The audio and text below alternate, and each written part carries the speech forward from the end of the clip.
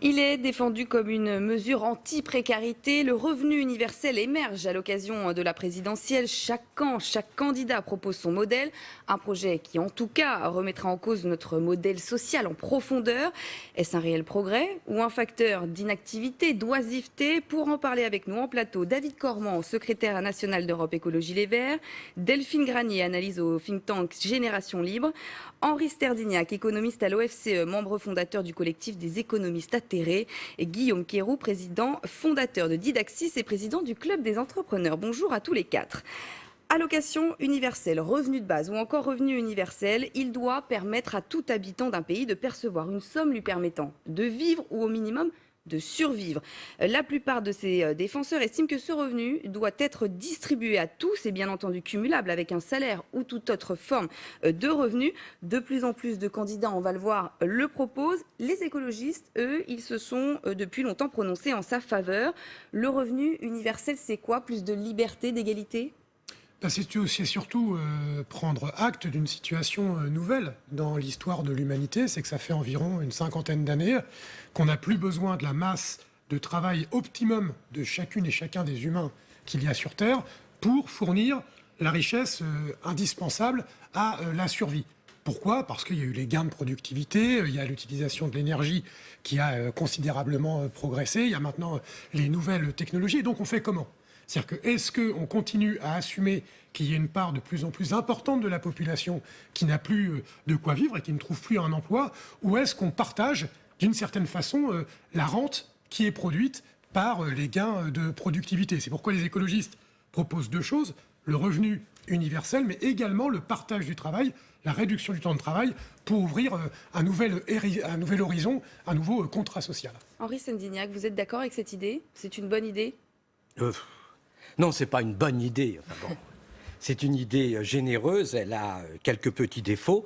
D'abord, le premier, c'est que ce n'est pas réalisable, parce que si on veut donner une somme sérieuse aux gens, disons 800 €, ce qu'on donne actuellement au RSA, si on tient compte des allocations logement, si on veut ne pas dégrader la situation des plus de 65 ans et des handicapés, il faut leur donner 1100 €, ce qu'on leur donne actuellement. Donc on arrive à un total qui est grosso modo de l'ordre de 600 milliards. Et le problème, effectivement, où est-ce qu'on trouve ces 600 milliards? 600 milliards, c'est 35 points de CSG, c'est un peu beaucoup. Et par ailleurs, l'autre question, c'est de dire effectivement, on a sans doute besoin de moins de travail. Mais si on a besoin de moins de travail, on ne va pas dire, ben voilà, ces personnes-là, elles ne travailleront pas, elles vont survivre avec un revenu de subsistance, et puis les autres vont être surchargés de travail. Et c'est pour ça que l'alternative, quand même, c'est le partage du travail, le fait qu'on soit plus généreux, on accepte des années sabbatiques, le fait qu'on ne reporte pas l'âge de la retraite, de façon à avoir un travail pour tous, et non pas des gens condamnés à un revenu de subsistance. Delphine Grenier, vous comprenez ces réticences, ce point de vue? Pas exactement. Ce calcul. Je pense qu'avant d'être une proposition généreuse, d'abord, c'est aussi une proposition qui est très rationnelle.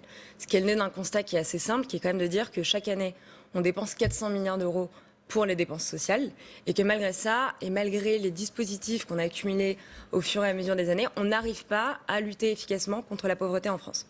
Donc face à ce constat, que faisons-nous? Et l'idée du revenu universel, c'est justement de venir proposer une solution qui va permettre de rationaliser de la façon la plus efficace possible le système actuel et surtout de lutter contre la pauvreté de la manière la moins paternaliste. Parce qu'aujourd'hui, si on prend l'exemple par exemple du RSA, qui est censé un petit peu jouer le rôle de filet de sécurité aujourd'hui, on a d'abord une mesure qui est complexe et qui fait qu'il y a 40% à peu près des gens qui pourraient bénéficier du RSA qui ne le demandent pas. Et ensuite, comme c'est une aide qui est conditionnelle, forcément qui dit condition va dire procédure. Qui dit procédure dit bureaucratie, qui dit bureaucratie dit contrôle, vérification. Donc on a un système qui en plus est extrêmement inquisiteur. Donc ça ne marche pas, c'est inquisiteur.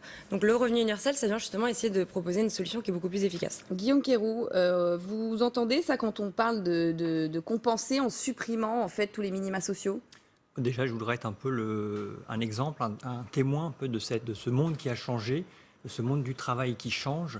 Et c'est vrai, quand on parle de ce monde du travail qui change, on pense souvent au monde du travail salarié. Or, dans ce monde qui change, le revenu universel ne peut pas être le seul modèle. Aujourd'hui, pour moi, en tant qu'entrepreneur, c'est inapplicable. Il se trouve que j'ai eu la chance d'avoir différentes vies professionnelles. J'ai d'abord été fonctionnaire d'éducation nationale, j'ai été éducateur, j'ai été salarié d'entreprises privées en France, à l'international. Et puis à la suite de ça, à la suite de déboires, de restructuration, j'ai décidé de créer ma propre entreprise en France. Et aujourd'hui, moi, le modèle que je veux porter, c'est ce modèle où chacun peut être responsable aussi de son avenir professionnel, parce que pour moi, le travail est le véritable ascenseur social qui fonctionne. Et quand on voit comment sont gérées nos finances publiques, quand on voit la complexification et la bureaucratie de plus en plus pesante, que ce soit lorsqu'on est femme isolée avec un enfant, quand on est chômeur en recherche d'activité, on est face à un immobilisme et on voudrait nous faire croire que dans la situation qu'on est en train de traverser, eh bien, la solution, c'est un revenu universel pour tous, sans condition, qui va produire pour moi l'exact opposé de ce que ça voudrait faire, c'est-à-dire qu'on va désinciter finalement tous ces jeunes, tous ces seniors qui ne se retrouvent plus au-delà de 55 ans dans le monde du travail. Et pour moi, l'effet est très négatif dans ce contexte-là. Et on verra, mais il y a un certain nombre de sujets à traiter avant d'arriver à ce revenu universel. David Cormand, est-ce que vous entendez les détracteurs qui parlent pour leur